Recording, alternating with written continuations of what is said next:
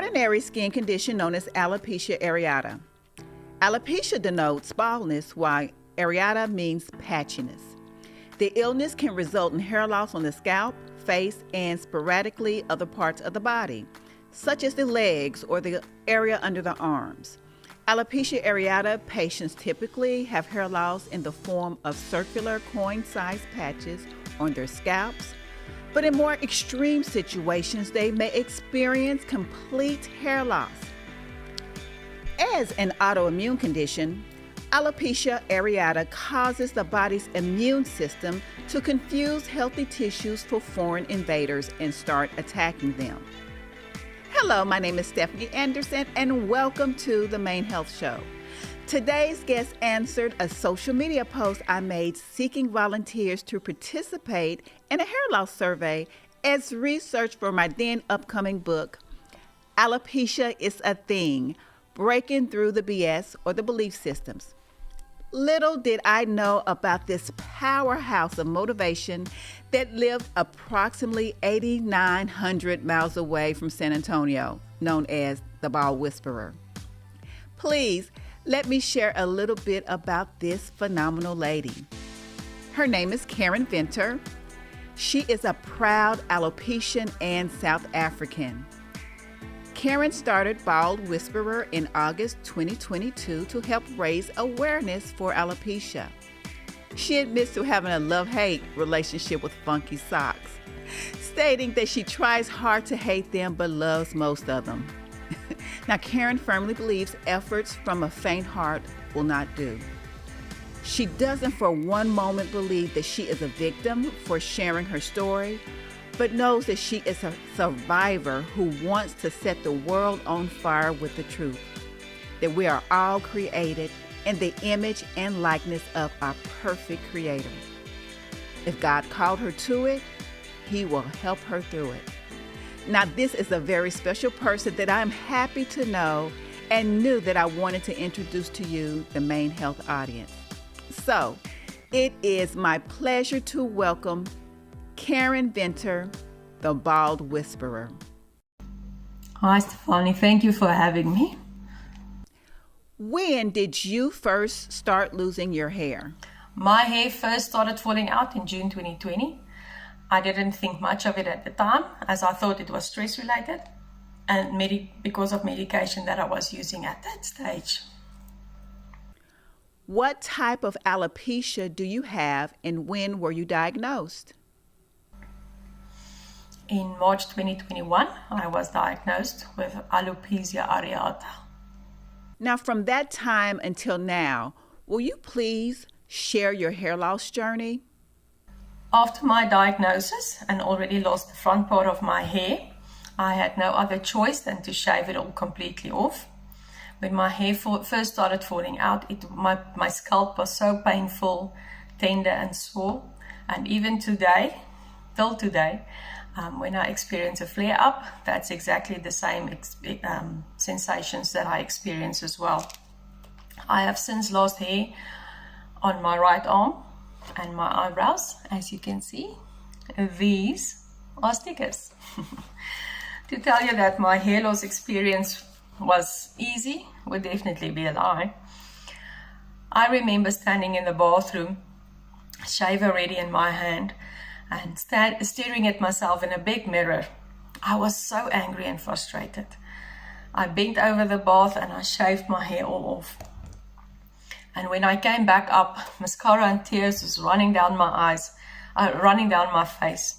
I saw my reflection of my bald head for the first time in the mirror, and I thought to myself, oh wow, I do have a beautiful head. And since then, I had peace with my shaved head. Now, eventually, you came to accept your diagnosis and became the Bald Whisperer. Can you explain the Bald Whisperer and your message? Bald Whisperer is self-explanatory. I am bald and I don't have a voice. Through the Bald Whisperer, I would really like to convey the message that although I'm bald, I can be bold. And although I have a whisper with a raspy voice, I will not be silenced in my pursuit to tell my story.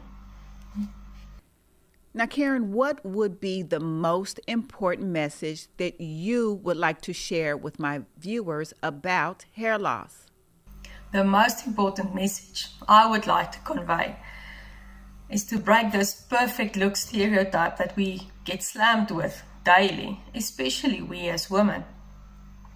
I want to show people that we are all perfect just the way we are, because beauty comes from within.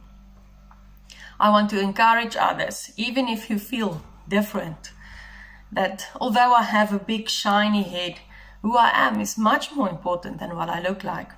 Furthermore, I don't want to be another voice that just says, it's just hair, because I wish it was just hair, but it's not.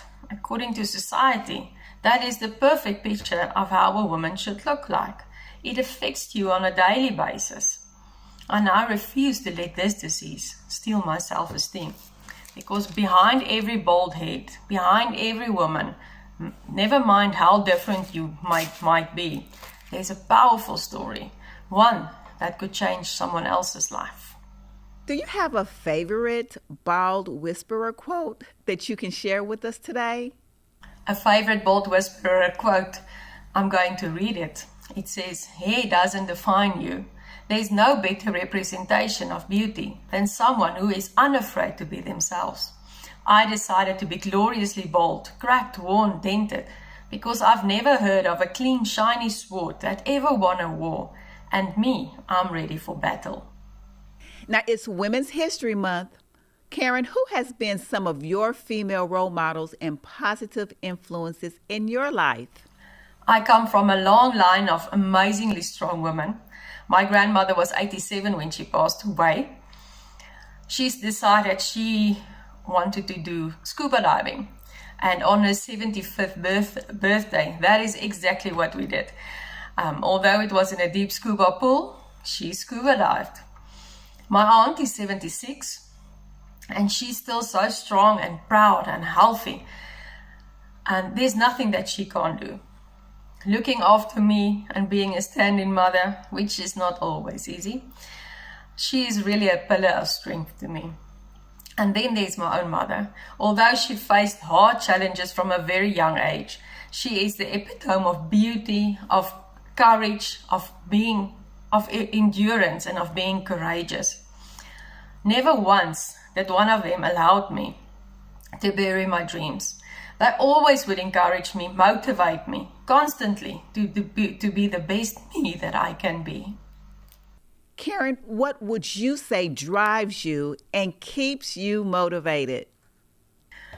People are uneducated where alopecia is concerned. And although I don't have all the answers, I do not even know all the questions. But I've been there myself. And I know everyone experiences alopecia differently. But I want people to relate to my story. I want people to start accepting themselves just as they are. Accepting that their purpose and their worth is so much more than what they give credit for. The meaning of life is to find your gift.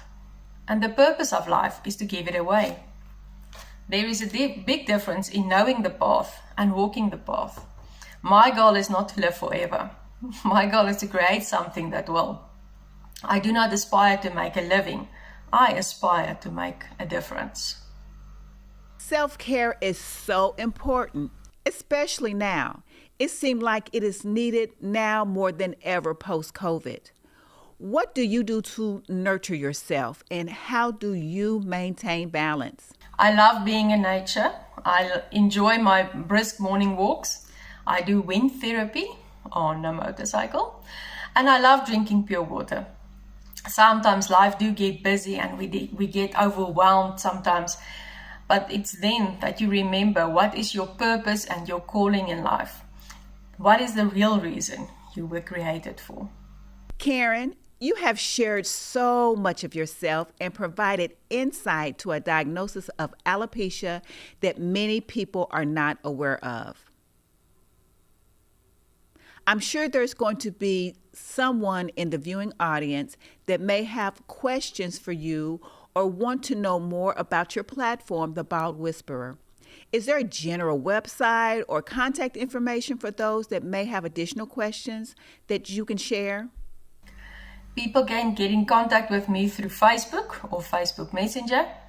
Being in South Africa, that might be the easiest way to get in contact. Otherwise, they can email me, Caren.venter2 at Caren.Venter, Venter, and the numerical 2 at gmail.com. It has been such a pleasure to have you on the Main Health Show. You are such a beautiful and sweet soul, and that South African accent I love. Thanks for being here. Everyone, see you again. This is the Main Health Show. Be blessed. Bye-bye.